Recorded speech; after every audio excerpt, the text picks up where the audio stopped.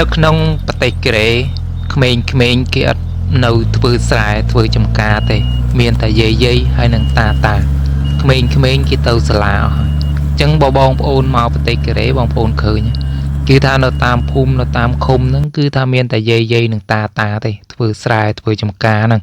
ហើយបើសិនជាយកកម្មករមកគឺថាយកមកពីប្រទេសគេហើយបើសិនជាជនជាតិកូរ៉េក្មេងបងប្អូនទៅមើលនៅតាមទីប្រជុំជនគឺថានៅកកគុញគ្នានោះហ្នឹងគឺថានៅរៀននៅសូត្រឯនៅតាមទីប្រជុំជនក្មេងធំតន់ទេបងប្អូនគេយកទៅដាក់សាលាគ្រប់គ្នាហើយជាយកទៅឲ្យសិក្សាស្រាវជ្រាវរៀន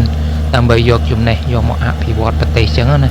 វាដូចនៅខ្មែរយើងភាគច្រើនគឺថាមិនតន់សម្រុកបុកទៅរៀនច្រើនទេគឺថាគឺនៅតាមអ្នកខ្លះហ្នឹងនៅក្មេងអាយុ20ឬក៏30អីហ្នឹងគឺថានៅធ្វើស្រែធ្វើចំការទេប៉ុន្តែដល់ឡែកនៅប្រទេសកូរ៉េអាយុ30អាយុ20ក្រាស់អីហ្នឹងនិយាយទៅថាវ័យជំទង់ហ្នឹងគឺថាគេទៅដល់ទីប្រជុំជនដើម្បីប្រកួតប្រជែងរៀនយកចំណេះជំនាញដើម្បី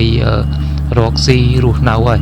បើថានៅតាមជនបទតាមស្រុកស្រែហ្នឹងបងប្អូនជិះទៅមើលទៅអត់មានកំមុំកន្លោះអីទេគឺថាមានតែតាហើយនឹងយាយហ្នឹងធ្វើស្រែធ្វើចំការហ្នឹងហើយតាយាយធ្វើស្រែធ្វើចំការក៏គេមិនសូវហត់ដែរដោយសារតែគេមានម៉ាស៊ីនស្ទូងដូចបងប្អូនឃើញអញ្ចឹងគឺថាមានអីត្រូវហត់ហើយក៏មិនមានអីប្រឡូកប្រឡាក់អីច្រើនដែរគ្រាន់តែគេនៅអង្គុយលើម៉ាស៊ីនស្ទូងម៉ាស៊ីនច្រូតឬក៏អង្គុយទៅលើ tractor ដើម្បីវាយដីអីចឹងទៅលើឡានលើអីចឹងទៅគឺថាប្រទេសគេជឿនលឿនដែរហើយចឹងណាអញ្ចឹងគឺថាចាស់គេធ្វើការហ្នឹងក៏មិនហត់ដែរដោយសារតែគេប្រើគ្រឿងចាក់ច្រើនដោយសារកសិកម្មហ្នឹងគឺថាគេមានគ្រឿងចាក់ទំនើប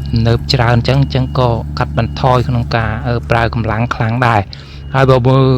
តាមស្រែគេគឺថាពាក្យច្រើនអញ្ចឹងគេស្ទូងគេអីអញ្ចឹងណាបងប្អូនអញ្ចឹងគឺអត់សូវហត់ទេបើរកក្មេងទៅសាលាអស់ហើយនៅតាម